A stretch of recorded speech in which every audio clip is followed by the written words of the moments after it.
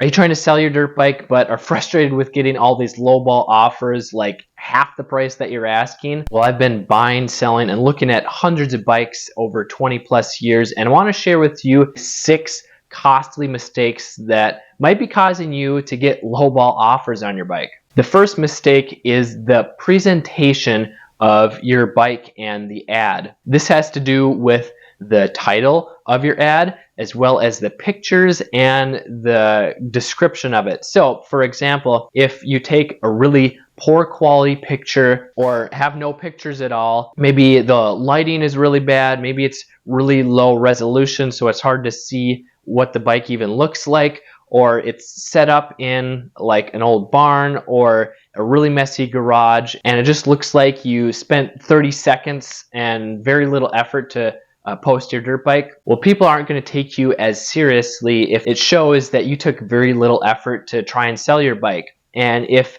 you're using the wrong title, so if you misspell or use the wrong model name for your bike or the wrong year, you're going to get criticized and people aren't going to take you as seriously. Whereas if you know what you have, if you have it titled correctly, if you have high quality, good lighting pictures, it's in an open, clean area, you get pictures all around the bike, people are a lot more likely to take you seriously and give you a better offer. And then as far as the description, if you have a lot of spelling issues and grammar issues, if it looks like you're a 7-year-old that typed it out in 10 seconds. I know for me and myself, I'm not going to take you very seriously and I'm definitely going to lowball you. Now, the second mistake is something that you might not want to hear, but it might be causing you getting lowball offers, and that is you have it priced too high for the model and the year of bike that you had. Now, what I recommend doing before you even list your dirt bike for sale is doing a quick search in your area or the areas around you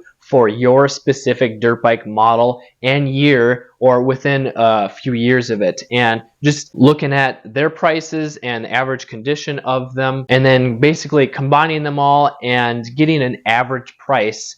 And that would be a good starting point so that you don't get lowballs. So let's say you have like a 2015 YZ250F and the average price that people are asking is $3,500, but you're asking $5,000. Well, you're definitely going to get lowballed on it because it's not worth that much in most areas. Now, the third costly mistake is thinking that mods or upgrades to your bike add value. And I'm not saying that they aren't going to add any value to your bike at all. It might make it more desirable, especially if you have it really set up well for trail riding, hard enduro riding, or motocross racing. But having $2,000 worth of suspension and engine upgrades does not mean that the bike is worth $2,000 more. In fact, if you still have the stock parts, I recommend putting those back on because, to me, I actually prefer a stock bike in most cases because they're generally more reliable and less problems,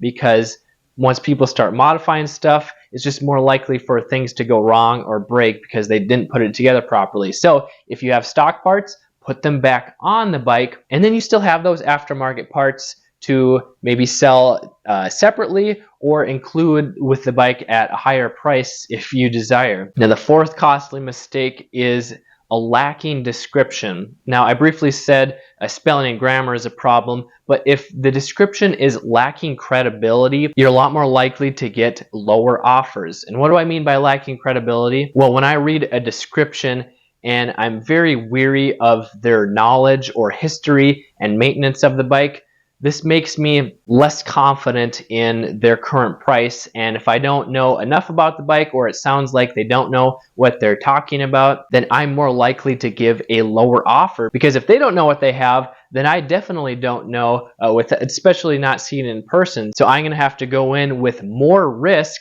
that there might be more potential problems. So if you don't have some at least basic info, whether it be hours on the bike, recent rebuild that you did, or the regular maintenance that you did, just some general knowledge that you would like to know about your next bike. If you don't have that, the buyer or potential buyer is going to have less confidence in buying the bike, and they're more likely to give a lower offer. Costly mistake number 5, when I see an ad that says must sell, I need cash ASAP, firm on price. This is a complete contradiction, because if you need to sell it, that tells me that you need to be negotiable on the price because you need the money, you need to sell it quickly, and you're going to need to bring the price down if it's not already a really good deal. So if you have in your description must sell or need to sell ASAP, take that out. Even if you do need to sell it and you do need the cash, it's a good idea to not let the potential buyer know that. Now, this is not deceptive